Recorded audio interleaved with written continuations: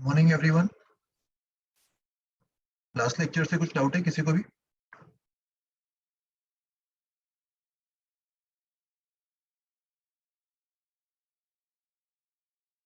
अपन ने यहाँ तक पढ़ लिया था ना लास्ट लेक्चर में। मैंने कुछ क्वेश्चन होमवर्क के लिए दिए थे, नोट से भी और बुकलेट से भी। सॉल्व करके हो गया सबका ये? सर बुकलेट का बाकी है थोड़ा। बुकलेट का बाकी है, ठीक है। तो बुकलेट का अपन बाद में डिस्कस कर लेंगे। इनमें से कोई डाउट है इन क्वेश्चंस में से? लास्ट टाइम अपन ने एक्सेस प्रेशर इनसाइड और लिक्विड ड्रॉप के अंदर प्रेशर कितना ज्यादा होगा? 2s/r, right. सोप बबल के अंदर 4s/r और एयर बबल के अंदर 2s/r, ये देखा था। और अगर सिलिंड्रिकल शेप का हुआ तो s/r एक्सेस होगा, राइट। उस पे बेस्ड ये वाला एग्जांपल देख लो। यहाँ पे देखो दो बबल्स एक साथ जुड़े हुए, ये दोनों बबल्स, इन दोनों का इंटरफेस, कॉमन इंटरफेस ये हमें दिखाई दे रहा है, राइट। और इनके इस कॉमन इंटरफेस का मुझे रेडियस ऑफ कर्वेचर निकालना। ओके, तो कैसे फाइंड करेंगे? सबसे पहले अगर मैं .1 और .2 को चूज करूं, इसको अगर मैं .1 मान लूं और इसको .2, .1 पे प्रेशर क्या होगा? बाहर वाले पॉइंट्स पे तो सब जगह प्रेशर P/atm है, राइट। तो एटमोस्फियर और .1 को कौन सा कर्वेचर सेपरेट कर रहा है? R1 वाला। तो कहना है इसे .1 का pressure minus P/atm। Soap bubble है तो 4s/r1 के इक्वल होगा ये। वैसे ही .2 का प्रेशर माइनस P/atm, ये 4s/r2 होगा। इन इक्वेशन से क्या दिख रहा है, किसका प्रेशर ज्यादा होगा, 1 का या 2 का? 1। जिसका R कम होगा उसका प्रेशर ज्यादा होगा। और 1 का अगर प्रेशर ज्यादा है तो अपन कर्वेचर ऐसा मान सकते हैं, कॉन्केव टूवर्ड्स 1। और कॉमन सरफेस का अगर रेडियस अपन R मान रहे तो P1 minus P2 should be equal to 4s/r। तो इक्वेशन 1 और 2 को सब्ट्रैक्ट कर दो, उससे हमें P1 माइनस P2 की value 4s common 1/r1 minus 1/r2 ये मिल जाएगी। और P1 माइनस P2 की इस वैल्यू को यहाँ पे डाल दो, तो उसको सॉल्व करके तुम्हें R की वैल्यू मिल जाएगी, राइट। फिर ये वाला सवाल, इसमें डाउट है किसी को भी? इसका भी मैं तुम्हें वर्किंग बता देता हूँ, देखो क्या होगा इसमें। Two soap bubbles are blown at the ends of a tube. The bubbles have different radii and the valve is open to connect the bubbles. तो देखो जब इस valve को अपन ओपन करेंगे तो हमेशा मटेरियल हायर प्रेशर से लोअर प्रेशर जाएगा या लोअर प्रेशर से हायर प्रेशर? हायर से लोअर ट्रेवल करता है ना कोई भी चीज, it will travel from higher pressure to lower pressure. तो यहाँ पे भी अगर मैं दोनों पॉइंट्स मार्क करूँ, .1 एंड .2, कौन से पॉइंट पे प्रेशर ज्यादा होगा? .1 का प्रेशर ज्यादा होगा क्योंकि रेडियस ऑफ कर्वेचर कम है, राइट। एंड .2 का प्रेशर कम होगा, रेडियस ऑफ कर्वेचर ज्यादा है। तो सोप का जो मटेरियल है वो स्मॉलर बबल से लार्जर बबल की तरफ फ्लो करेगा, राइट, इस तरीके से। और ऐसा करने पर स्मॉलर बबल और स्मॉलर होते जाएगा एंड लार्जर बबल और लार्जर होते जाएगा। फाइनली सिचुएशन ऐसी आएगी, ये वाला जो बबल है, स्मॉलर बबल, वो कुछ ऐसा बन गया होगा। देखो इसको मैं थोड़ा सा मैग्नीफाई करके बताता हूँ। लेफ्ट वाले ट्यूब को मैं थोड़ा सा और जूम इन करके बना रहा हूँ, और लेफ्ट वाला जो बबल है वो कुछ ऐसा बन गया होगा। तो जितना ये स्ट्रेट लाइन के क्लोज होगा, ये जो कर्वेचर है जितना कम होते जाएगा, रेडियस ऑफ कर्वेचर के बारे में क्या बोल सकते हैं, बढ़ेगा या कम होगा? इसका रेडियस ऑफ कर्वेचर मतलब ये शायद इस सर्कल का पार्ट होगा, तो रेडियस ऑफ कर्वेचर बढ़ गया। और जो राइट वाला सर्कल है वो भी थोड़ा ऐसे बड़ा हो गया होगा इस तरीके से। तो इसका भी रेडियस ऑफ कर्वेचर बढ़ गया। फाइनली बबल्स, सोप बबल जो है, सोप मटेरियल जो है वो फ्लो करना बंद कब होगा? जब ये दोनों रेडियस ऑफ कर्वेचर सेम हो जाए, ये वाला आर और ये वाला आर। जैसे ये दोनों सेम होंगे, पॉइंट्स 1 और 2, इन दोनों पॉइंट्स पे प्रेशर सेम हो जाएगा। तो फाइनल सिचुएशन ऐसी आ जाएगी, देखो यहाँ पे एक छोटा सा फिल्म बचेगा। छोटा सा फिल्म मतलब रेडियस ऑफ कर्वेचर काफी ज्यादा हो गया होगा, और वो राइट वाले रेडियस ऑफ कर्वेचर से मैच होगा। ये दोनों मैंने जो रेड कलर्स में यहाँ पे मार्क किए हुए, दोनों का रेडियस ऑफ कर्वेचर सेम हो जाएगा। तो उस केस में अपन दोनों में प्रेशर सेम मान पाएंगे, राइट? ये कॉन्सेप्ट समझ में आया? जनरली हमें लगता है कि बड़े बबल से छोटे बबल में फ्लो करना चाहिए, बट यहाँ पे उल्टा होगा। Any doubts? ओके, किसी कॉन्सेप्ट में डाउट है किसी को भी तो क्लैरिफाई कर लो, otherwise we can start with new theory. Start करें नया? Yes Yes, sir. ओके चलो, वेरी गुड। सो देखो, आज के लेक्चर में अपन cohesive force, adhesive force, contact angle, ये सारी नई चीजें पढ़ेंगे। ओके, तो सबसे पहले जान लेते हैं कि कोहेसिव फोर्स और एडहेसिव फोर्स में क्या फर्क है। तो कोहेसिव फोर्स का मतलब basically attractive force between molecules of same substance. जैसे अगर मैं लिक्विड के मॉलिक्यूल्स में आपस में अट्रैक्टिव फोर्स को ऑब्जर्व करूं तो उसको अपन कोहेसिव फोर्स बोल सकते हैं, और अगर डिफरेंट सब्सटेंस हुए तो उसको अपन एडहेसिव फोर्स बोलते हैं। एडहेसिव ये वर्ड भी अपन कब इस्तेमाल करते हैं? पेस्ट करने के लिए, राइट? इट्स अ मटेरियल जो दो चीजों को पेस्ट करता है। तो उसमें जो फोर्सेस है वो डिफरेंट मटेरियल के मॉलिक्यूल्स के बीच में लग रहा है, राइट? तो ऐसे फोर्स को अपन एडहेसिव फोर्स बोलते हैं। जैसे अगर मैं किसी लिक्विड को कंटेनर में डाल दूं तो लिक्विड के मॉलिक्यूल्स और कंटेनर के मॉलिक्यूल्स के बीच का जो फोर्स होगा उसको एडहेसिव नाम देंगे। कुछ प्रैक्टिकल एग्जांपल्स देखो। जब मर्क्यूरी के ड्रॉप को ग्लास प्लेट के ऊपर रखा जाता है, मर्क्यूरी के ड्रॉप को ग्लास प्लेट के ऊपर जब हम ऑब्जर्व करते हैं तो वो उसके ऊपर फैलता नहीं, राइट? वो इंटैक्ट रहता है क्योंकि मर्क्यूरी के केस में कोहेसिव फोर्स बहुत ही ज्यादा होता है। Cohesive force between mercury molecules is larger compare to the adhesive force between mercury molecules and glass molecules. तो मर्क्यूरी के मॉलिक्यूल्स आपस में चिपके रहना प्रेफर करेंगे, राइट? तो उसका जो शेप है वो नियरली स्फेरिकल बीड्स जैसा होगा, जो ग्लास के ऊपर स्टेबली मेंटेन रख सकते हैं, राइट? और वहां पे तुम मर्क्यूरी को अगर तुम पिकअप भी करोगे, अपने हाथों से उठाओगे, तो ग्लास को वेट नहीं करेगा, ग्लास ग्लास पे उसका एक ड्रॉप भी नहीं बचेगा।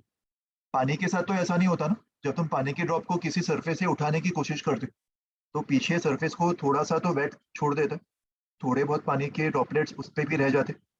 बट मर्क्यूरी के केस में ऐसा नहीं होता। तो हम क्या बोलेंगे इधर? We will say that mercury does not wet the glass. तुम उसको इजीली ग्लास से वाइप ऑफ कर सकते हो, उसका एक बूंद भी ग्लास पे नहीं बचेगा, राइट? ये ऑब्जर्वेशन समझ में आया सबको? सिमिलरली अगर मैं वाटर ड्रॉप की बात करूं तो वाटर ड्रॉप जो है वो थोड़ा सा फैल जाता है सरफेस पे, ग्लास के सरफेस पे। So we say that the water wets the glass, it wets the glass. This happens because of stronger adhesive force. पानी के केस में adhesive force between water molecules and glass molecules will be greater compared to cohesive force between water molecules. Okay? और surface tension और cohesive force में क्या relation होगा? Surface tension of a liquid is directly related to the strength of the cohesive force. जितना ज्यादा strong cohesive force होगा उतना ही ज्यादा सरफेस टेंशन होगा। तो मुझे बताओ, पानी और मर्क्यूरी में किसका सरफेस टेंशन ज्यादा होना चाहिए इस ऑब्जर्वेशन से? Mercury correct, surface tension of mercury is more than that of water.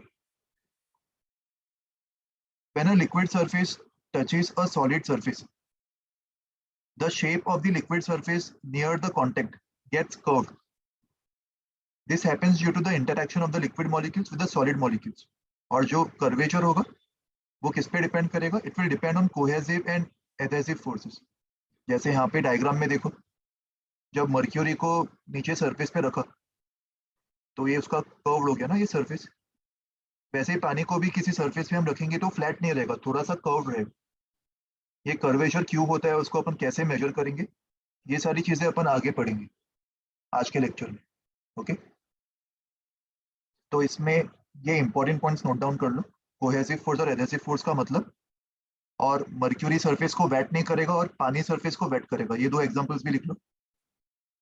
और ये वाला पॉइंट भी नोट कर लेना, कोहेसिव फोर्स अगर ज्यादा हुआ तो सरफेस टेंशन भी ज्यादा होगा। और जो सरफेस का कर्वेचर है वो किस पे डिपेंड करेगा? It will depend on cohesive and adhesive forces. इन सब में से ये सारे इंपॉर्टेंट पॉइंट्स नोट डाउन कर लो।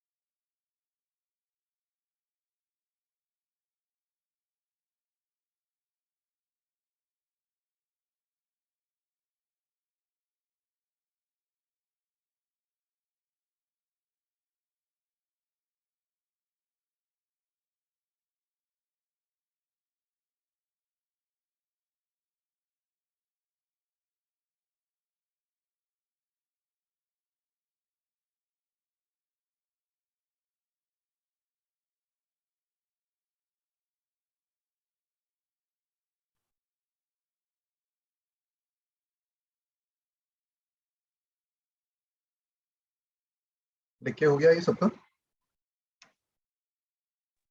1 minute. ओके ठीक है।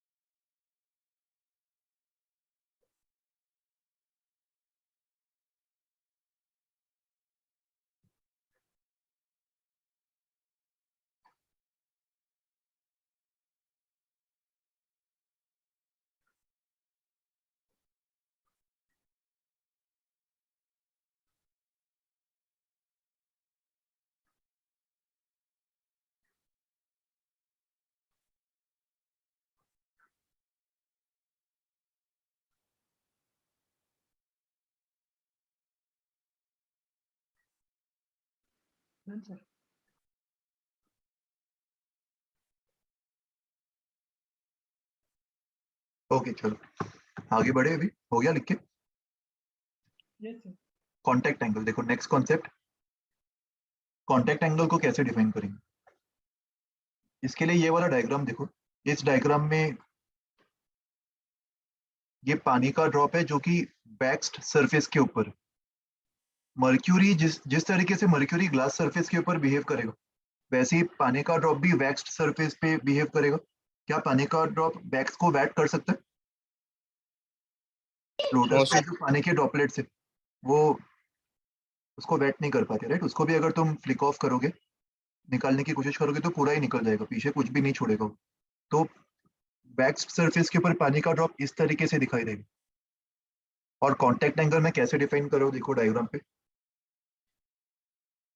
यहाँ पे जिस भी पॉइंट पे लिक्विड और सॉलिड कांटेक्ट में आएंगे, मैं डायग्राम को देखो थोड़ा जूम इन कर रहा हूँ। लिक्विड और सॉलिड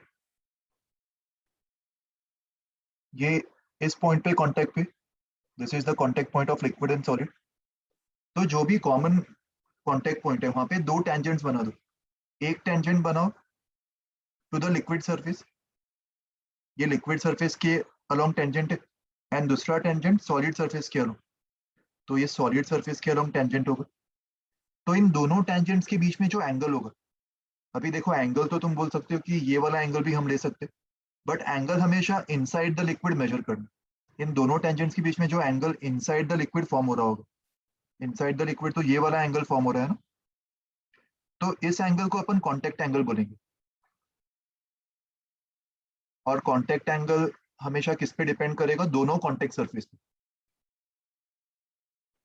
जो जो भी दो मटेरियल्स लिक्विड और सॉलिड कांटेक्ट में आ रहे हैं वो दोनों किस मटेरियल के बने थे, इट डिपेंड्स ऑन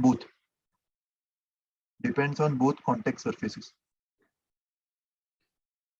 इस केस में मुझे बताओ तुम्हें क्या दिखाई दे रहा है, कांटेक्ट एंगल एक्यूट है कि ऑब्ट्यूज है?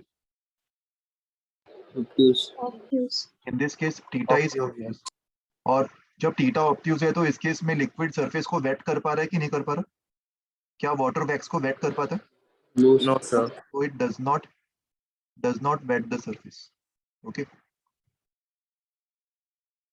तो स्टेटमेंट फॉर्म में अपन कांटेक्ट एंगल को कैसे डिफाइन करेंगे? अगर तुम्हें डायग्राम समझ में आ गया तो देखो ये स्टेटमेंट भी समझ में आ जाएगा। The angle contact angle is defined as the angle between the tangent planes to the solid surface and the liquid surface at the contact। जहां पे भी सॉलिड और लिक्विड का कांटेक्ट हो रहा है वहां पे टेंजेंट्स बना दो, और उनके बीच का जो एंगल उसको अपन कांटेक्ट एंगल बोलेंगे। और यहाँ पे मैं और कुछ वर्ड्स ऐड कर रहा हूँ, measured inside the liquid, measured inside the liquid। तो ये वर्ड्स ऐड करने से हमें क्लैरिटी आ गई कि कॉन्टेक्ट एंगल अपन इसको नहीं बोलेंगे, this is not theta, right. अपन अंदर लिक्विड के अंदर जो एंगल बन रहा होगा उसको मेजर करेंगे। और इसी चीज को एक्सप्लेन करने के लिए ये दो स्टेटमेंट्स दिए गए, tangent plane to the solid is going towards the liquid bulk, tangent plane to the liquid is going away from the solid. ये सबको छोड़ दो, ये जो ग्रीन में मैंने मार्क किया हुआ है उसको कैंसिल करके, एक सेकेंड, ग्रीन में ये वाला जो पार्ट मार्क्ड है, ये पार्ट इसी चीज को एक्सप्लेन कर रहा है कि अपन एंगल लिक्विड के अंदर मेजर कर रहे हैं, राइट। और एग्जांपल डायग्राम में जो फिगर दिया हुआ है, that is water drop on a wax surface, या फिर water drop on a clean painted surface of a car, वहां पे भी वो सेम तरीके से बिहेव करेगा। ओके, समझ में आया सबको ये कॉन्टेक्ट एंगल का मतलब? सिमिलरली अगर मान लो तुम वाटर ड्रॉप को किसी ग्लास सरफेस पे देखते हो, अच्छा सॉरी, जो पेंटेड सरफेस वाला डायग्राम है वो ये नीचे वाला, ग्लास सरफेस या फिर पेंटेड सरफेस पे जो वाटर ड्रॉप होगा वो सरफेस को वेट कर देगा, राइट। गाड़ी का जो कार का जो सरफेस होता है उस पर अगर पानी के ड्रॉप्स गिरते तो ऑब्वियसली वो कार को वेट कर देते, तो वहां पे सरफेस कुछ ऐसा बन रहा होगा, पानी का जो ड्रॉपलेट है वो हमें कुछ ऐसा दिखाई देगा। और यहाँ पे अगर मुझे कॉन्टेक्ट एंगल मेजर करना है तो अगेन अपन क्या करेंगे, पानी के सरफेस पे टेंजेंट बना दो, सॉलिड सरफेस पे टेंजेंट बना दो, और इन दोनों के बीच का एंगल जो पानी के अंदर मेजर हो रहा हो, लिक्विड के अंदर, तो बताओ इस केस में कॉन्टेक्ट एंगल ऑब्ट्यूज है कि एक्यूट है? इस केस में एक्यूट होगा। और जब कॉन्टेक्ट एंगल एक्यूट होगा उसका क्या मतलब है, will it wet the surface और will it not wet the surface? क्या लगता है? Wet the At the surface. यहाँ surface. पे वो सरफेस को वेट कर देगा, वेरी गुड। समझ में आया दोनों में फर्क? Yes, sir. ओके, लिख लो इसको भी, ये दोनों कॉन्टेक्ट एंगल का डेफिनेशन लिख लो, खाली ये पहला स्टेटमेंट। और ये दोनों डायग्राम में एक्यूट कब होगा और ऑब्ट्यूज कब होगा वो पार्ट भी लिख लो।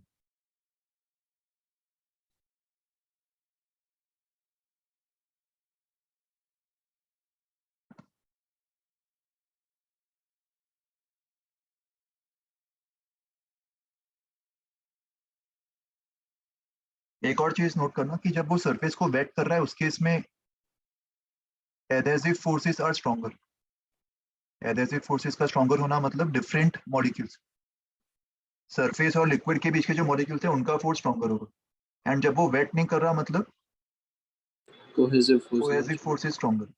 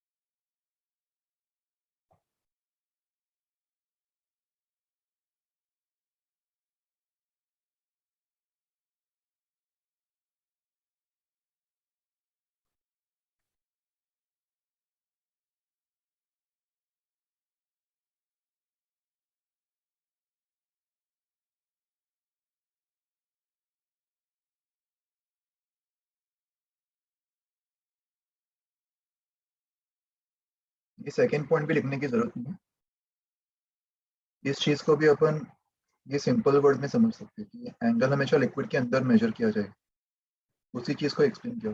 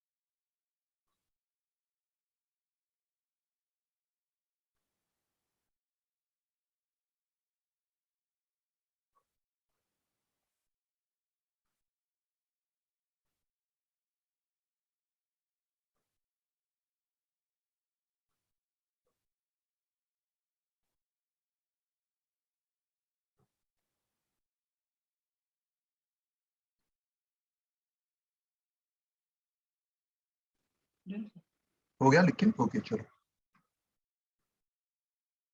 देखो अभी कांटेक्ट एंगल को थोड़ा और माइक्रोस्कोपिक लेवल पे समझने की कोशिश करते हैं। कांटेक्ट एंगल क्यों बन रहा है? कांटेक्ट एंगल बनने का रीजन यहाँ पे कर्वेचर फॉर्म हो रहा है इसीलिए बन रहा है ना, ये कर्वेचर की वजह से। तो ऐसा कर्वेचर फॉर्म होने का रीजन क्या होगा उसको समझ लेते हैं। तो जब भी लिक्विड किसी और सॉलिड से कांटेक्ट में आएगा तो जो सॉलिड के मॉलिक्यूल्स है वो उस पे इस तरीके से एडहेसिव फोर्सेस लगाएंगे। ये वाला जो मॉलिक्यूल है ये वाला लिक्विड का मॉलिक्यूल है, और जो मैं ब्लू कलर में मार्क कर रहा हूँ ये सारे सॉलिड के मॉलिक्यूल्स है। तो सॉलिड के मॉलिक्यूल्स लिक्विड को अपने तरफ एडहेसिव फोर्स से पुल करेंगे, राइट। इनका रिजल्टेंट लेफ्ट की तरफ मान सकते हैं अपन। मतलब बेसिकली मैं मान के चल रहा हूँ कि एक कंटेनर है और कंटेनर में लिक्विड भरा हुआ है। तो लिक्विड का जो ये वाला मॉलिक्यूल होगा इस तरफ, इस पे इस तरीके से फोर्स लग रहे होंगे। तो इफेक्टिवली कंटेनर इस पे लेफ्ट की तरफ फोर्स लगा रहा होगा जिसको अपन नेट एडहेसिव फोर्स बोल सकते हैं, राइट। वैसे ही लिक्विड के इस मॉलिक्यूल्स के, ये अपन कौन से लिक्विड की बात कर रहे हैं, अंदर वाला या सरफेस वाला?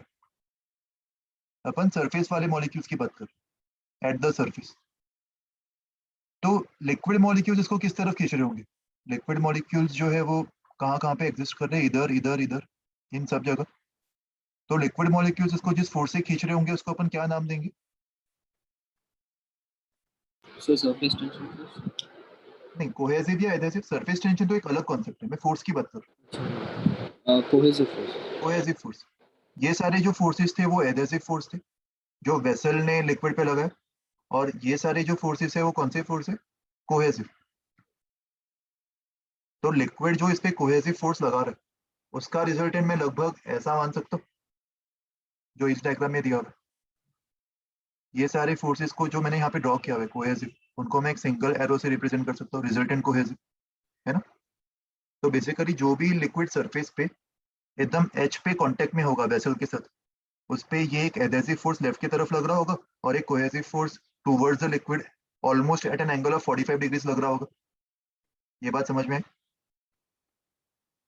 Yes sir. अभी इन दोनों फोर्सेस का रिजल्टेंट क्या होगा वो अपन समझने की कोशिश करेंगे। पहले ये डायग्राम ड्रॉ कर लो। ये कंटेनर के अंदर लिक्विड बना दो और लिक्विड का ये वाला मॉलिक्यूल ऑब्जर्वेशन में, इस पे ये एडहेसिव फोर्स लग रहा होगा, ये ड्रॉ कर लो, और ये कोहेसिव फोर्स लग रहा होगा, ये ड्रॉ कर लो।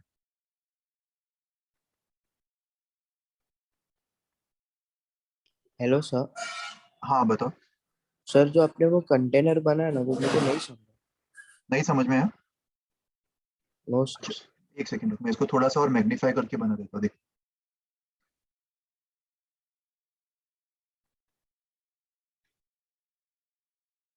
ये डायग्राम देखना अभी। मान लो ये कंटेनर के अंदर ये लिक्विड भरा हुआ है, ओके। और लिक्विड का मैं ये वाला मॉलिक्यूल ऑब्जर्व कर रहा हूँ। तो लिक्विड का ये वाला जो मॉलिक्यूल है वो कंटेनर के मॉलिक्यूल से भी सराउंडेड है। इसके लेफ्ट में कंटेनर के मॉलिक्यूल्स है और राइट में लिक्विड के मॉलिक्यूल्स है। कंटेनर के मॉलिक्यूल्स को मैं ग्रीन कलर में बना देता हूँ इस तरीके से, है ना। मान लो ये कंटेनर के मॉलिक्यूल्स है, तो कंटेनर के जो मॉलिक्यूल्स है वो उसको अपने तरफ खींच रहे होंगे ना, इस तरीके से, इस तरफ फोर्स अप्लाई कर रहे होंगे, ऐसा ना। Yes sir. तो इन सब का जो रिजल्टेंट फोर्स होगा मैं बोल सकता हूँ लेफ्ट की तरफ होगा। ये यस फोर्स सर। किसने लगाया? By vessel molecules, by solid vessel molecule. Molecules, solid molecules, correct, on that liquid molecule जो मैं कंसीडर कर रहा हूँ रेड कलर में, है ना। Yes sir. और इस लिक्विड के यहाँ पे भी लिक्विड मॉलिक्यूल्स होंगे इस तरीके से सराउंडेड। तो ये सारे जो लिक्विड मॉलिक्यूल्स है वो इसको अपने तरफ खींचने की कोशिश कर रहे हैं ऐसे, राइट। Yes sir. तो इन सब का जो रिजल्टेंट है, इन सब के रिजल्टेंट को मैं लगभग ऐसा बना सकता हूँ जिसको मैं कोहेसिव फोर्स नाम दे दूंगा क्योंकि ये लिक्विड के मॉलिक्यूल ने लिक्विड के मॉलिक्यूल के ऊपर ही लगा। तो FC मतलब by other liquid molecules, by other liquid molecules on the considered liquid molecule. Consider मतलब जो रेड डॉट से मैंने बनाया हुआ है, that is the liquid molecule under consider. अभी समझ में आया डायरेक्शन? यस सर, अभी समझा। Okay thank you sir. Okay well.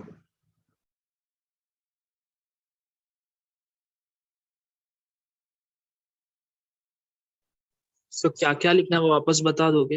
हाँ देख, पहले ये मैं इसको जूम इन कर देता हूँ वापस। पहले ये वाला डायग्राम बना दो, है ना। ये वेसल में पानी भर दो और वेसल के मॉलिक्यूल्स ने इस तरफ फोर्स अप्लाई किया होगा, जिसको मैं एडहेसिव फोर्स नाम दे रहा हूँ, और लिक्विड के मॉलिक्यूल्स ने इस तरफ फोर्स अप्लाई किया होगा, जिसको मैं कोहेसिव फोर्स नाम दे रहा हूँ। ये दोनों फोर्सेस को एक ही डायग्राम में बना दो तो तुम और बेटर तरीके से समझ पाओ।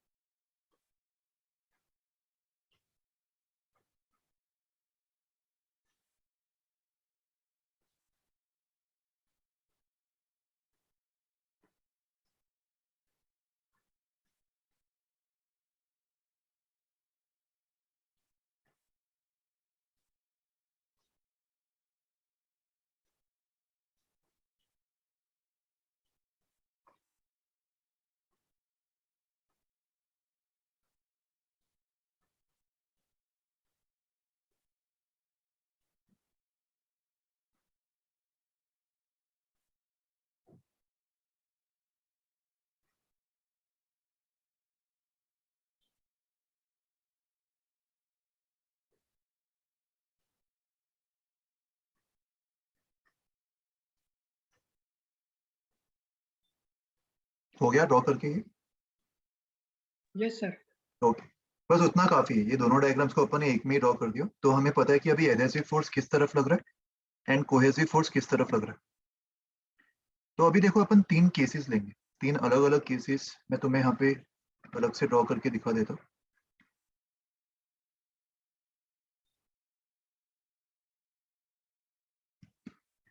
केस 1,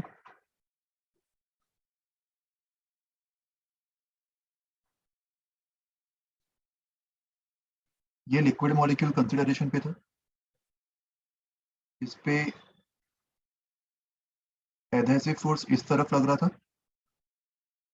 फर्स्ट केस में मैं मान के चल रहा हूँ कि एडहेसिव फोर्स कोहेसिव फोर्स से ज्यादा है। Adhesive force is greater than cohesive force, तो इसलिए मैंने एडहेसिव फोर्स का एरो बड़ा बना दिया। ये एडहेसिव फोर्स लग रहा है एंड कोहेसिव फोर्स इस तरफ लग रहा था, राइट। ये कोहेसिव फोर्स था, इसकी वैल्यू अपन छोटी मान रहे हैं अभी के लिए। और मॉलिक्यूल का खुद का एक वेट नीचे लग रहा होगा, है ना। ये सारी फोर्सेस इस मॉलिक्यूल पे लग रहे हैं। लिक्विड के सरफेस पे जो मॉलिक्यूल्स है अपन उसका एफवीडी बना रहे हैं। तो मुझे बताओ, अगर एडहेसिव फोर्स बहुत ज्यादा है तो इन सारे फोर्सेस का जो रिजल्टेंट है वो लगभग लेफ्ट की तरफ होगा, ये वाला एरो, या लगभग राइट की तरफ होगा, ये वाला एरो। क्या लगता है? अगर एडहेसिव फोर्स बहुत ही ज्यादा है कंपैरेटिवली, तो इन लेफ्ट तीनों की का तरफ। रिजल्टेंट लेफ्ट की तरफ पॉइंट करेगा ना। मैं बोल सकता हूँ इन सबका जो नेट फोर्स है वो करीब इस डायरेक्शन में होना चाहिए। This is the net force on the molecule, F net. और याद करो, अपन ने फ्लूइड मैकेनिक्स में क्या सीखा था? लिक्विड का जो सरफेस है वो हमेशा एफ नेट के कौन से एंगल पे इंक्लाइंड होगा? परपेंडिकुलर। परपेंडिकुलर। तो अगर ये एफ नेट है तो लिक्विड का जो सरफेस है वो कैसा होना चाहिए? इसके परपेंडिकुलर। इसके परपेंडिकुलर मतलब ऐसा कुछ तो होगा, यहाँ पे ऐसे स्टार्ट होना चाहिए ना वो, और इस तरीके से वो कर्व होगा। This is the curvature, so that ये एंगल 90 डिग्रीज दिखाई दे रहा है। This is the surface of the liquid. देखो ये फॉलो कर पा रहे? तो ऐसा सरफेस हो जाएगा। और एडहेसिव फोर्स का बड़ा होना मतलब हमने क्या सीखा था, कांटेक्ट एंगल कैसा आना चाहिए था, थीटा कैसा आना चाहिए था, एक्यूट या ऑब्ट्यूस? एक्यूट। थीटा एक्यूट आना चाहिए था, और हम बोलते थे कि वो वेट करेगा, लिक्विड वेट्स द सॉलिड। और डायग्राम में चेक करते कि यहाँ पे एक्यूट आ रहा है कि नहीं आ रहा है। यहाँ पे डायग्राम में थीटा किसको रिप्रेजेंट करेंगे, पहला टेंजेंट मैं लिक्विड के सरफेस को बना दूंगा। अगर मैं ये इसको लिक्विड का सरफेस मान रहा हूँ, so the tangent to the liquid surface will be this, tangent to liquid surface. एक काम करता हूँ, मैं तुम्हें एंगल का इंडिकेशन दूसरे डायग्राम में दे देता हूँ। यहाँ पे तुम शायद फोर्सेस के डायरेक्शन से कंफ्यूज हो जाओगे, तो कांटेक्ट एंगल को मैं यहाँ पे तुम्हें ड्रॉ करके दिखा देता हूँ। मुझे पता है कि अभी लिक्विड का सरफेस ऐसा हो गया, तो ये लिक्विड सरफेस को टेंजेंट है, और सॉलिड कंटेनर का जो वॉल्स है उसको टेंजेंट कौन होगा, ये टेंजेंट टू सॉलिड। और लिक्विड जो है वो यहाँ पे एग्जिस्ट कर रहा है, ये पूरा लिक्विड है, राइट। तो कांटेक्ट एंगल किसको मानना चाहिए मुझे, ये वाले θ1 को या θ2 को? हमने क्या डिसाइड किया था, कांटेक्ट एंगल हमेशा लिक्विड के अंदर मेजर करेंगे या लिक्विड के बाहर? inside the liquid. लिक्विड के अंदर। लिक्विड के अंदर। तो θ1 को मैं इस केस का कांटेक्ट एंगल मान सकता हूँ। समझ में आया सबको ये फर्स्ट केस? तो जब भी कांटेक्ट एंगल एक्यूट होगा, किसी भी कंटेनर में जो लिक्विड होगा वो कंटेनर के एकदम साइड में थोड़ा सा ऐसे कर्व्ड हो जाएगा। हमेशा ये मामूली सा कर्वेचर रहेगा जो हमें अपनी आंखों से दिखाई नहीं देगा, मगर माइक्रोस्कोपिक लेवल में ये मामूली सा कर्व रहेगा। ओके, और ये थीटा एंगल को अपन कांटेक्ट एंगल बोल सकते हैं। सेकंड केस देखते हैं अभी। सर हाँ बताओ, कुछ डाउट है? सर वो सरफेस ऐसा कर्व्ड क्यों हुआ? मैंने बताया ना, यहाँ पे ये फोर्सेस जो लग रहे, नेट फोर्स इस तरफ आ गया ना, यस सर। तो सरफेस की जो शुरुआत है वो नेट फोर्स के परपेंडिकुलर होनी चाहिए। इस तरीके से स्टार्ट करना चाहिए ना सरफेस, इस डायरेक्शन, तभी वो नेट फोर्स के परपेंडिकुलर हो पाएगा। तो अगर वो ऐसे स्टार्ट कर रहा है तो कर्वेचर को ऐसे ही होना पड़ेगा ना, ऊपर की तरफ, कॉन्केव अपवर्ड्स। अगर सरफेस ऐसे स्टार्ट करता, तो यहाँ पे अगर उसका स्टार्टिंग इस तरीके से होता, तो कर्वेचर ऐसा होता, यस कॉन्वेक्स सर। अपवर्ड्स। समझा अभी? Yes sir. तो वही केस 2 में हो रहा होगा। अभी मैं तुम्हें केस 2 में वही चीज बता रहा था। केस 2 में मैं कौन सा फोर्स बड़ा मान लूंगा, कोहेसिव फोर्स को मैं एडहेसिव फोर्स से बड़ा मान रहा हूँ। तो यहाँ पे भी अगर मैं सारे फोर्सेस को ड्रॉ करूँ, ये लिक्विड का मॉलिक्यूल है, इस पे एडहेसिव फोर्स कंपैरेटिवली छोटा लग रहा होगा, और लिक्विड के खुद के मॉलिक्यूल्स, इस पे कोहेसिव फोर्स ज्यादा लगा रहे होंगे, और इसका खुद का वेट नीचे। तो अभी जो रिजल्टेंट फोर्स आएगा एफ नेट, क्या लगता है किस तरफ होगा, mg के लेफ्ट की तरफ या राइट की तरफ? कोहेसिव फोर्स अगर ज्यादा है तो राइट की तरफ। यहाँ पे करीब कुछ एफ नेट ऐसे आ जाएगा। और अगर ये एफ नेट का ओरिएंटेशन है, तो सरफेस जो है वो एफ नेट के परपेंडिकुलर स्टार्ट होना चाहिए, इस तरीके से सरफेस की शुरुआत होनी चाहिए। तो सरफेस का कर्वेचर ऐसा बन जाएगा यहाँ पे, दिस इज द सरफेस। तो यहाँ पे कॉन्वेक्स अपवर्ड्स आ रहा है, राइट। और इस केस में जो कांटेक्ट एंगल होगा वो कैसा आना चाहिए, ऑब्ट्यूस। और यहाँ पे अपन बोलेंगे liquid does not wets the solid, liquid doesn't wet the solid. और कांटेक्ट एंगल कैसे यहाँ पे डिफाइन करेंगे, ये लिक्विड का सरफेस, ये सॉलिड कंटेनर के walls, this is tangent to the liquid surface, this is tangent to the walls. और जो एंगल लिक्विड के अंदर मेजर हो रहा होगा, ये वाला, ये θ2 होगा। और तुम्हें दिख रहा है यहाँ पे θ2 ऑब्ट्यूस एंगल होगा। यस समझ में आया ये कॉन्सेप्ट सबको? लिख लो इसको, ये दोनों एग्जांपल्स लिख लो।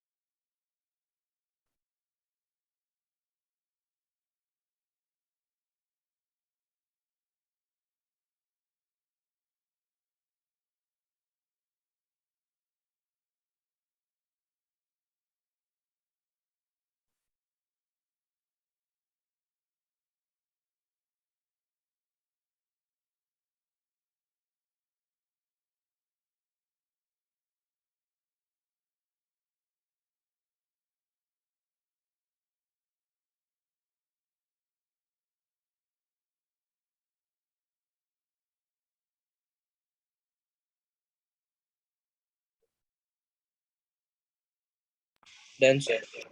Okay okay sir. अच्छा ले लो, एक और मिनट ले लो, लिख लो अच्छे से।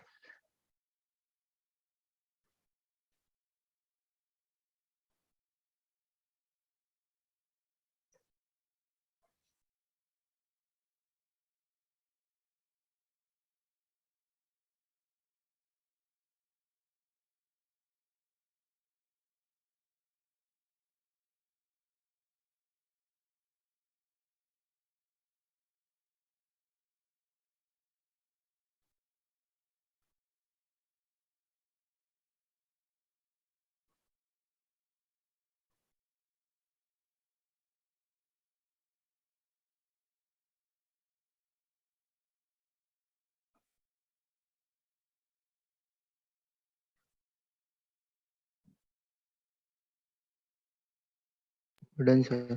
Done okay.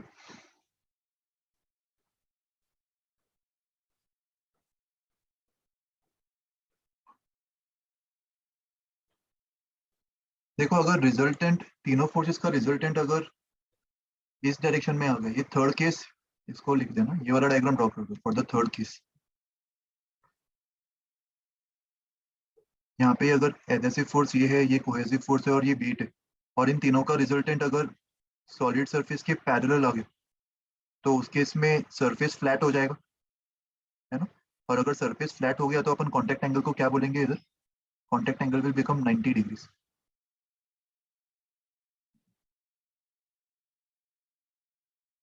इसको as a third case draw कर दो।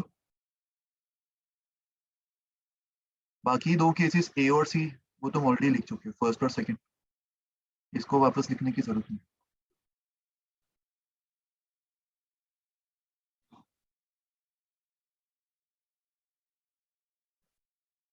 सर इसमें लिक्विड वेट करेगा कि मतलब नहीं करेगा? नहीं, यहाँ पे वो बीच में कहीं तो रहेगा, अपन कुछ बोल नहीं पाएंगे।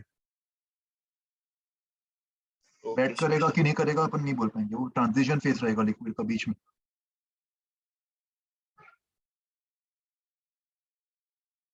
और ये कुछ वैल्यूज भी तुम नोट डाउन कर लेना।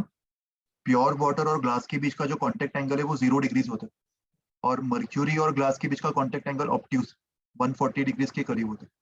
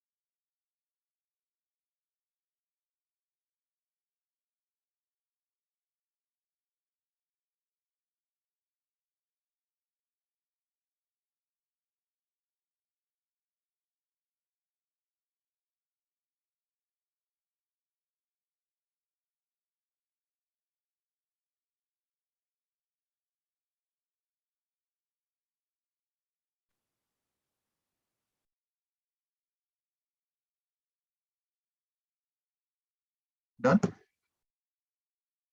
Yes, sir.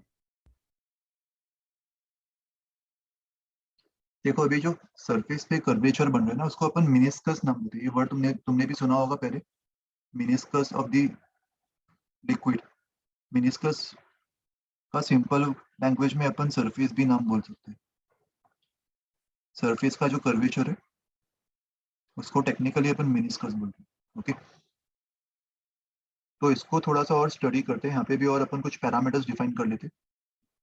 पानी को अगर ग्लास में डाला तो उसका सरफेस कुछ ऐसा बन जाएगा। कांटेक्ट एंगल का 0 होना मतलब ये एग्जैक्टली हेमिस्फीयर होगा। अगर एग्जैक्टली हेमिस्फीयर हुआ तो लिक्विड का जो सरफेस है उसके अलोंग जो टेंजेंट है यहाँ पे, वो भी नीचे की तरफ होगा, और सॉलिड सरफेस भी नीचे की तरफ ही। तो यहाँ पे तुम ऑब्जर्व कर पा रहे हो थीटा 0 होगा। थीटा की वैल्यू 0 डिग्रीज होगी। लेकिन इन जनरल अगर थीटा 0 नहीं है, थीटा कोई भी अगर रैंडम एक्यूट एंगल है 0 से 90 के बीच में, तो उस केस में वो पूरा हेमिस्फीयर नहीं होगा, उस केस में वो स्फीयर का एक छोटा सा पार्ट होगा, सरफेस ऐसा बन रहा होगा, और इस सरफेस के टेंजेंट, लिक्विड सरफेस के टेंजेंट ये होगा एंड सॉलिड सरफेस के टेंजेंट ये होगा। तो इसके बीच में जो एंगल बन रहा है उसको अपन कांटेक्ट एंगल बोल सकते हैं, ये थीटा को, राइट। अभी इसमें कुछ पैरामीटर्स डिफाइन कर देते हैं। ये वाला जो आर होगा, कैपिटल आर, ये किसका रेडियस है, सरफेस का या ट्यूब का? कैपिटल आर जो है वो सरफेस का रेडियस ऑफ कर्वेचर होगा, radius of liquid surface, right. और जिस ट्यूब के अंदर ऐसा लिक्विड का सरफेस कर्व बन रहा है, उस ट्यूब का रेडियस में स्मॉल आर मान लेता। स्मॉल आर मतलब ट्यूब का रेडियस। ट्यूब, या फिर अगर ट्यूब मान लो बहुत ही पतला हुआ, तो बहुत ही पतले ट्यूब को अपन एक और क्या नाम से जानते हैं, कैपिलरी। सुना है ये वर्ड कभी? Capillary means a very small tube of very small diameter. तो ट्यूब या फिर कैपिलरी का जो रेडियस है उसको अपन स्मॉल आर नाम से डिनोट कर रहे हैं। और ये एंगल अगर थीटा है, तो ये वाला एंगल भी थीटा होगा, ये देख पा रहे हो डायग्राम में। और यहाँ पे एक राइट एंगल ट्रायंगल फॉर्म हो रहा है। तो थीटा, कैपिटल आर और स्मॉल आर, इन तीनों में क्या रिलेशन होगा?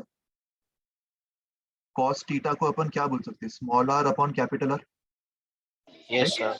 तो इन दोनों रेडियस में जो रिलेशन है उसको अपन इस तरीके से डिनोट कर सकते हैं। स्मॉल आर मतलब कैपिलरी या फिर ट्यूब का रेडियस, एंड कैपिटल आर मतलब लिक्विड के सरफेस का रेडियस। और अगर कांटेक्ट एंगल 0 हो गया तो ये दोनों रेडियस इक्वल हो जाएंगे, वो इस डायग्राम से भी अपन देख पा रहे हैं।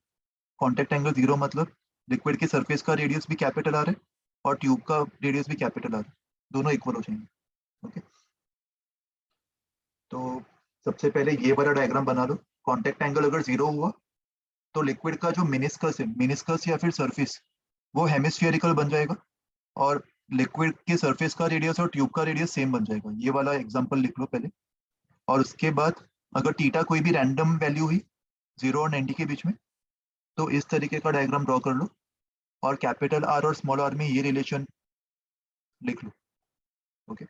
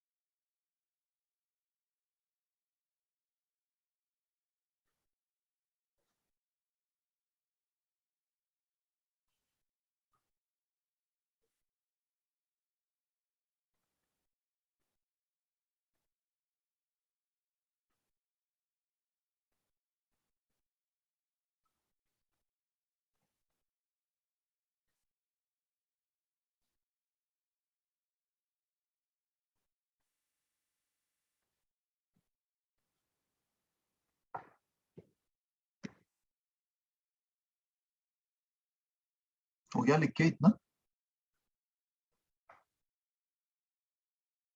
ऑब्ट्यूज एंगल का केस देखिए अभी। Yes sir. अगर थीटा 90 से बड़ा हुआ तो मिनिस्कस का जो शेप है वो कॉन्वेक्स अपवर्ड्स होगा। तो ये वाला डायग्राम देखो, इसमें लिक्विड का सरफेस ये बन रहा है इस तरीके से, है ना। और कॉन्टैक्ट एंगल अपन किसको डिफाइन करेंगे, ये वाला जो ऑब्ट्यूज एंगल है अल्फा, ये हमारे लिए कॉन्टैक्ट एंगल का काम कर रहा है इधर, और लिक्विड का जो सरफेस है उसका सेंटर ओ मान लेते, तो ये उसका रेडियस होगा कैपिटल आर, और इस एंगल को अल्फा नाम दे देते, ये कैपिटल आर होगा, और ये स्मॉल आर मतलब ट्यूब का रेडियस। तो यहाँ पे कैपिटल आर स्मॉल आर में रिलेशन क्या होगा, स्मॉल आर को यहाँ पे मैं कैपिटल आर साइन अल्फा लिख सकता हूँ, राइट। एंड अल्फा और थीटा में क्या रिलेशन होगा, ये वाला जो एंगल है ये कितना होगा, अल्फा के टर्म्स में बता सकते हो ये एंगल कितना होगा, अल्फा या 90 माइनस अल्फा। अगर ये अल्फा है, ये जो अल्फा है वो वर्टिकल और रेडियस के बीच का एंगल है, राइट। तो वर्टिकल और टेंजेंट के बीच का एंगल 90 माइनस अल्फा होगा,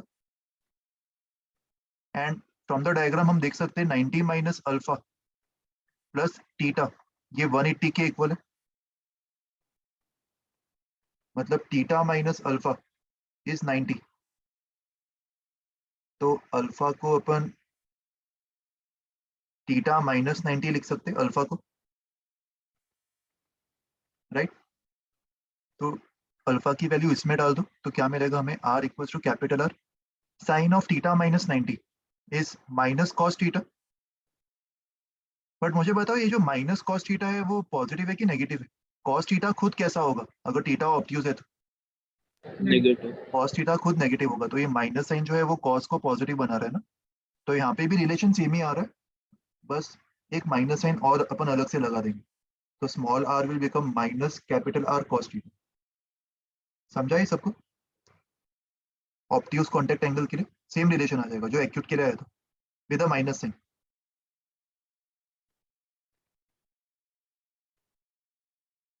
इसको भी नोट कर लो।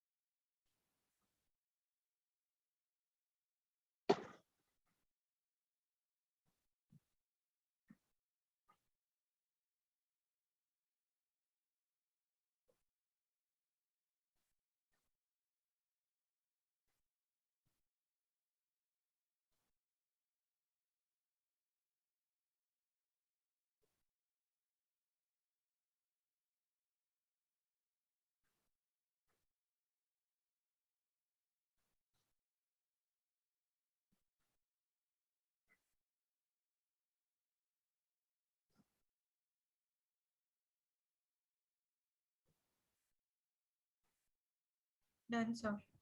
ओके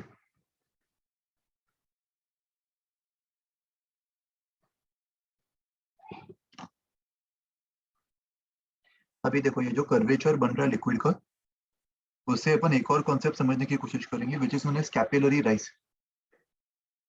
कैपिलरी का मतलब क्या होता है, कैपिलरी को सिंपल लैंग्वेज में अपन एक ट्यूब की तरह बोल सकते हैं जिसका डायमीटर बहुत ही छोटा हो, बहुत ही छोटा मतलब जो बाल का थिकनेस होता है उस लेवल की थिकनेस की अपन बात करें, इतना छोटा होना चाहिए उसका डायमीटर। ओके, और ऐसे कैपिलरी को जब भी हम किसी लिक्विड के अंदर डिप करते हैं जैसे कि पानी, तो कैपिलरी के अंदर लिक्विड राइज कर जाता है। ओके, कांटेक्ट एंगल अगर एक्यूट होगा तो एक्चुअल में राइज करेगा, और इस प्रोसेस को अपन कैपिलरिटी बोलते हैं, और इस कैपिलरिटी में जो हाइट ऑफ राइज होगा उसका हम फॉर्मूला अभी पढ़ेंगे। लेकिन अगर कांटेक्ट एंगल ऑब्ट्यूज हुआ तो राइज होने की बजाय वो ड्रॉप हो जाता है, लिक्विड जो है वो अंदर डिप्रेस हो जाता है अगर कांटेक्ट एंगल ऑब्ट्यूज हुआ तो। Okay, adhesive force between the water and the glass is large and water spreads on the horizontal glass plate to wet it, ये हमने पहले ही पढ़ लिया था। और जब ग्लास वर्टिकल होगा तो वर्टिकल ग्लास में भी पानी ग्लास पे फैलना प्रीफर करेगा, जैसे हॉरिजॉन्टल ग्लास में पानी ग्लास के ऊपर फैलना प्रीफर करता है ना, इस तरीके से। तो वैसे ही अगर वर्टिकल ग्लास भी हुआ तो इसके अंदर जो लिक्विड है वो इस ग्लास के ऊपर ऐसे फैलना प्रीफर करेगा, तो थोड़ा सा वो राइज कर जाता है इसी वजह से। और लिक्विड कितना राइज करेगा उसका जो हाइट है उसको अपन हाइट ऑफ राइज बोल सकते हैं। ओके, समझ में आया ये कैपिलरी राइज का कॉन्सेप्ट? ये हाइट ऑफ राइज कैसे निकालेंगे इसका अपन बाद में डेरिवेशन देखेंगे। तो सबसे पहले कैपिलरी राइज का मतलब क्या होता है वो लिख लो। सर हाँ बता। सर वो एक्यूट होता है तो राइज क्यों होता है? मैं वही बता रहा हूँ, उसका डेरिवेशन और रीजनिंग अपन देखेंगे अभी। अभी के लिए खाली इतना मान के चलो कि एक्यूट होगा तो राइज करेगा। ये डायग्राम भी अभी बनाने की जरूरत नहीं, ये खाली पॉइंट्स नोट डाउन कर लो कि जब थीटा एक्यूट होगा तो कैपिलरी के अंदर राइज हो जाएगा, और जब थीटा ऑब्ट्यूज होगा तो उसमें पानी का जो लेवल है वो फॉल हो जाएगा।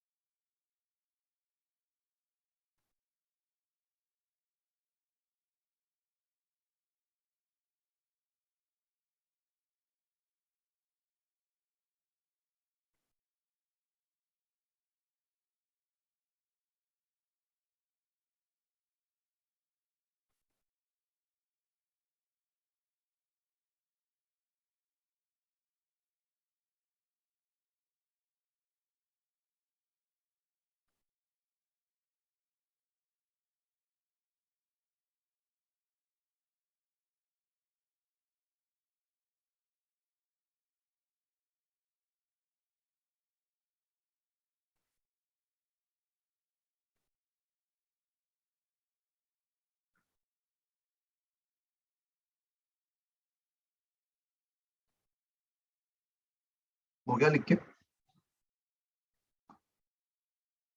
देखो अब इसके राइज का जो डेरिवेशन है वो अपन समझ लेते हैं।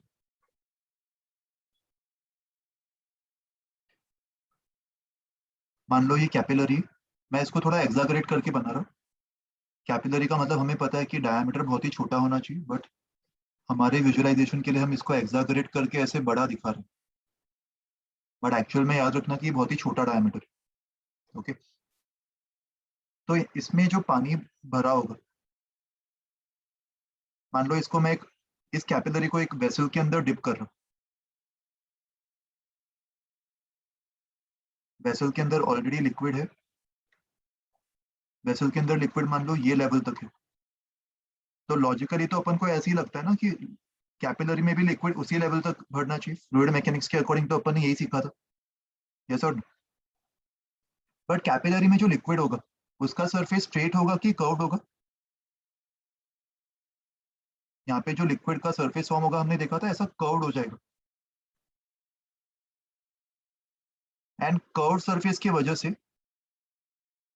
लिक्विड का जो सरफेस टेंशन है वो इस लिक्विड को इस तरफ खींच रहा होगा, सरफेस टेंशन का जो फोर्स है वो इस तरफ लग रहा होगा। यस और नो? यहाँ पे लिक्विड के सरफेस को अपन क्या बोलेंगे? लिक्विड का ये सरफेस फॉर्म हो रहा है, इमेजिन कर पा रहे हैं उसको 3D में? एक्चुअल सरफेस तो ये है लिक्विड का, बट लिक्विड के सरफेस का कौन सा लेंथ ग्लास के साथ कांटेक्ट में? ये सरकमफ्रेंस वाला लेंथ, मैं जो येलो कलर में यहाँ पे हैच कर रहा हूँ, कहना है लिक्विड के सरफेस का इतना लेंथ ग्लास के साथ कांटेक्ट में, तो इतने लेंथ के अलोंग सरफेस टेंशन का जो फोर्स है वो कितना लग रहा होगा? Surface tension multiplied by the length in contact, ये फोर्स लग रहा होगा ओवरऑल। और इसका नेट कंपोनेंट किस तरफ होगा इन सारे फोर्सेस का? कौन से डायरेक्शन में फोर्सेस कैंसिल होंगे और कौन से डायरेक्शन में एड अप हो जाएंगे? वर्टिकल में वर्टिकल में हॉरिजॉन्टल में कैंसिल हो जाएंगे और वर्टिकल में एड अप हो जाएंगे। कांटेक्ट एंगल में किसको मान रहा हूँ?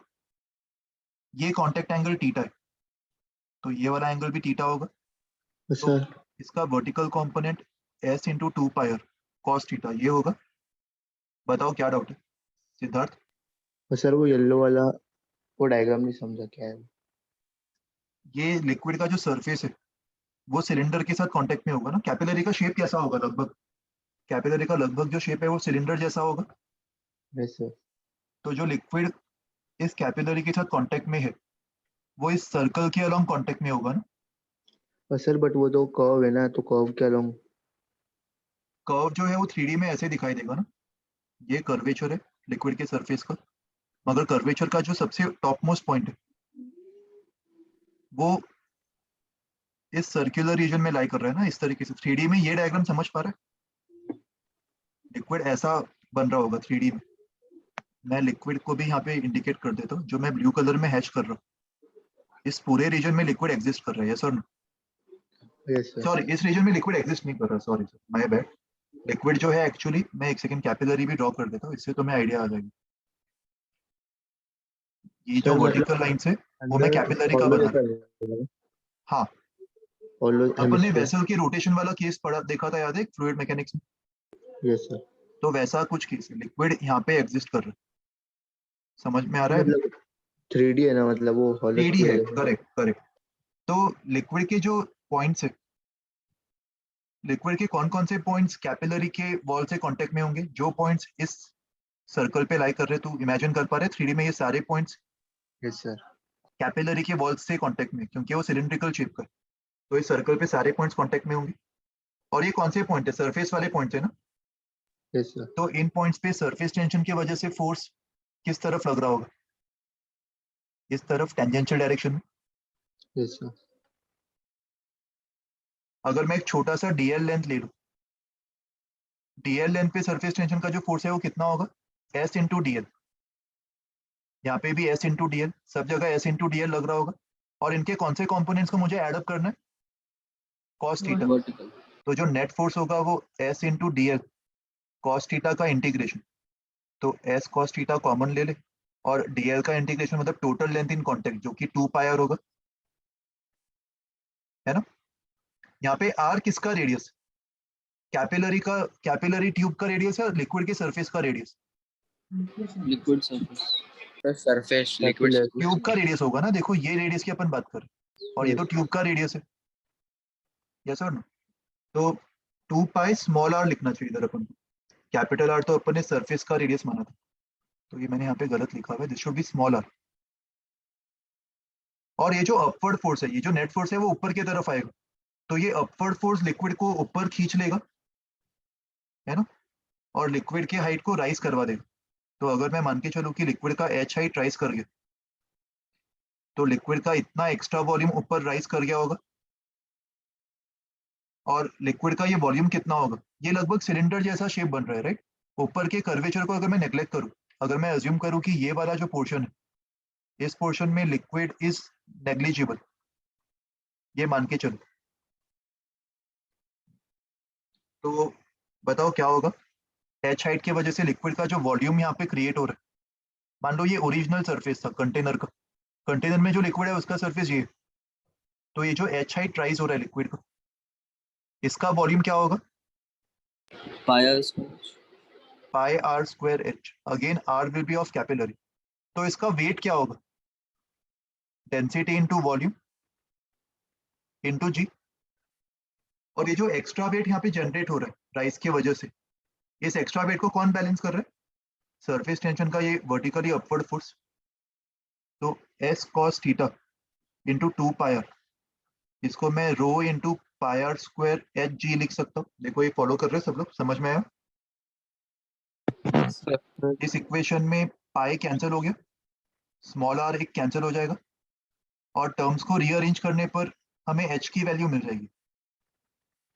हमारा टारगेट था एच निकालना, कितना हाइट राइज कर रहा है वो निकालना, तो यहाँ से वो 2s cos थीटा अपॉन नीचे क्या बचेगा, रो जी आर, ये फॉर्मूला आ रहा है हमारे पास हाइट ऑफ राइस का। बताओ क्या डाउट है? सर उसका वो वॉल्यूम कैसे आया? सिलेंडर का वॉल्यूम लेते हैं ना अपन, pi R square H. Sir but वो तो माइनस जो रेडियस है मैं वही और नेग्लेक्ट कर रहा हूँ, वो चीज नेग्लेक्ट कर रहा हूँ। ये वाले पोर्शन की बात कर रहे हैं ना, तो ये वाले पोर्शन में भी लिक्विड आ रहा है एक्स्ट्रा, यस सर। तो उसके वॉल्यूम को मैं नेग्लेक्ट कर रहा हूँ। और क्यों नेग्लेक्ट कर रहा हूँ तुम्हें समझ में आ जाएगा, मैं एक और तुम्हें डेरिवेशन बता दूंगा आगे जिसमें मैं उसको नेग्लेक्ट नहीं करूंगा, तो बिना नेग्लेक्ट किए जो रिजल्ट आएगा अपन वो भी देख लेंगे आगे, तो उससे अपन को समझ में आ जाएगा कि प्रैक्टिकली अपन उसको नेग्लेक्ट कर सकते हैं। ठीक है, तो अभी के लिए नेग्लेक्ट करने पर जो रिजल्ट आ रहा है वो समझ में आया, H equal to 2s cos theta upon rho G R. इस फॉर्मूला में आर कौन सा रेडियस है, लिक्विड के सरफेस का रेडियस या कैपिलरी का रेडियस? कैपिलर। कैपिलरी का रेडियस, ये चीज याद रखना। ओके, ये डेरिवेशन नोट कर लो।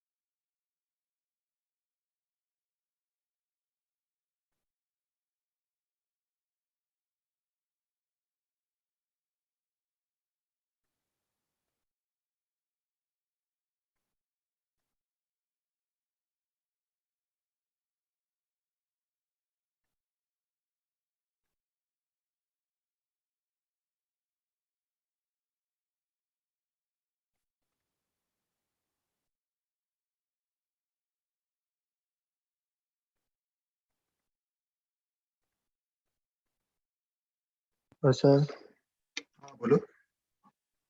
सर ये जो वो सरफेस है वो कॉनकेव क्यों बना है? अपन ने सीखा था ना, ये पानी कांटेक्ट एंगल एक्यूट है ना, इधर अपन ग्लास किसकी बात कर रहे हैं यहाँ पे, ग्लास और वाटर, तो टीटा को अपन एक्यूट मान रहे हैं, acute contact angle. Yes sir हाँ।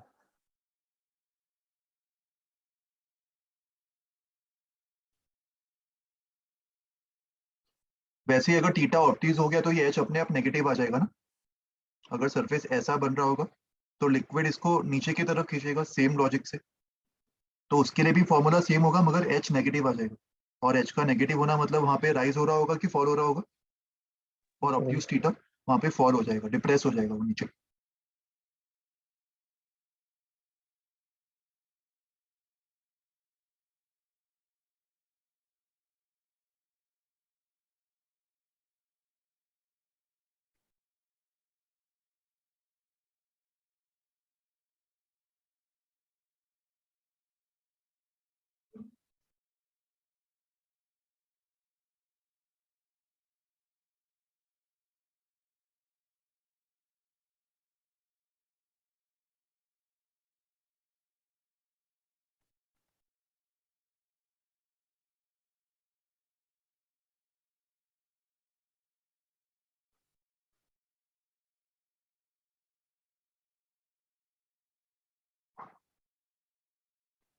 डन।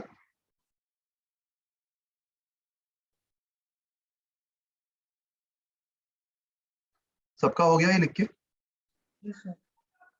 देखो यहाँ पे अगर मैं करेक्शन करूँ, अगर मान लो ये वाला जो वेट है ये मैं माइनस कर दूं, जो पहले मैंने किया नहीं था, राइट? तो अपन इसको अगर मैं हेमिस्फीयर मानूंगा तो -2/3 पाई आर क्यूब कर दूंगा, तो जो वॉल्यूम है वो 1/3 पाई आर क्यूब बच जाएगा। ये जो एक्स्ट्रा वॉल्यूम यहाँ पे आ रहा होगा वो 1/3 पाई आर क्यूब होगा, राइट? तो टोटल वॉल्यूम क्या होगा? Pi R square H rho G plus 1/3 pi R cube rho G. तो इसको सॉल्व करने पर हाइट ऑफ राइज के फॉर्मूला में -r/3 का फैक्टर आ रहा है। बट मुझे बताओ कैपिलरी के लिए अपन आर क्या लेते हैं? आर बहुत ही छोटा मानते हैं ना अपन कैपिलरी के लिए, तो इसलिए इस चीज को अपन नेग्लेक्ट कर सकते हैं, ठीक है? तो नेक्स्ट टाइम से ये इतना इंपॉर्टेंट नहीं है करेक्शन वाला पार्ट, तुम ये वाला फॉर्मूला ही याद रखना नेक्स्ट टाइम से, इसको भी नोट कर लो, फिर इसके आगे का पार्ट अपन नेक्स्ट टाइम पढ़ेंगे।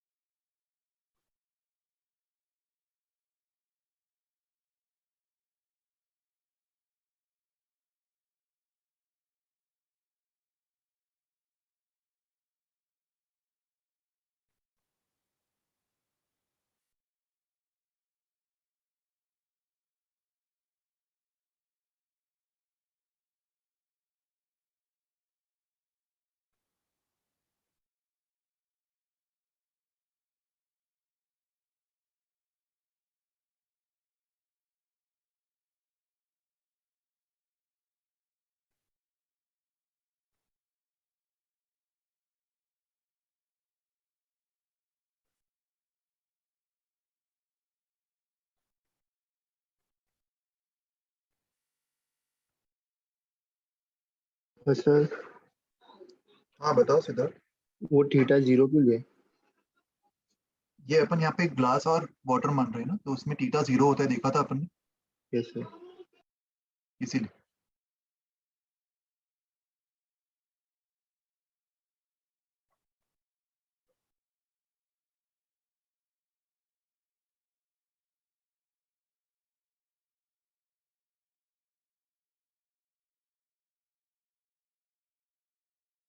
हो गया लिख के सबका ये?